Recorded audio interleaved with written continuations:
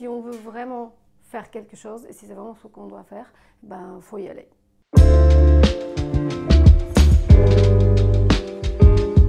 Je m'appelle Eliza Georgieva et je suis l'autrice de Odyssée des filles de l'Est. Le texte parle de la trajectoire de deux femmes bulgares qui arrivent à Lyon en 2001.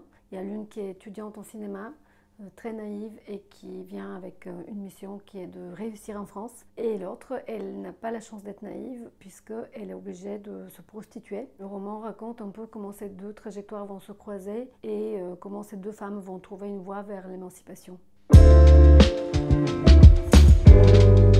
C'était assez banal. Je pense que c'était dans un exercice d'écriture créative à l'école.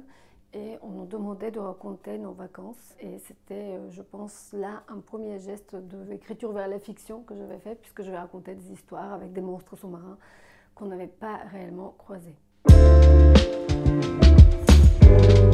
D'abord, je cherche une phrase dans laquelle je me sens bien.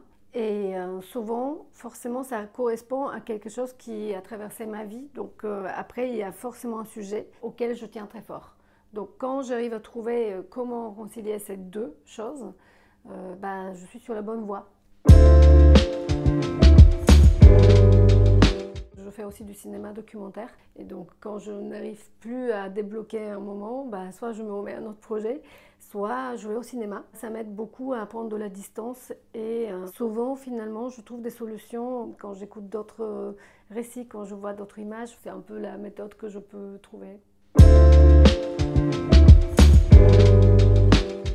Mes références changent tout le temps, mais pour ce livre-là, en tout cas, je peux citer Monique Wittig, Le Poponax. Ça a été aussi le recueil de nouvelles de Eileen Myers. Plein d'autres autrices contemporaines, par exemple Noémie Lefebvre, par exemple Nathalie Quentin. Si je dois vraiment chercher dans les références très anciennes, ça serait plutôt du côté du théâtre. Sans doute Beckett, Tchekhov.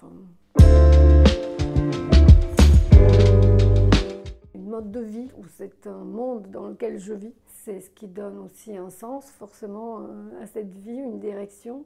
Voilà. Il ne faut pas se poser des questions. Moi, j'ai passé 10 ans à me poser des questions, puisque j'ai changé de langue. Parfois, c'est difficile. Parfois, on peut avoir des espèces de barrières comme ça, psychologiques ou réelles. Mais si on veut vraiment faire quelque chose, faut y aller.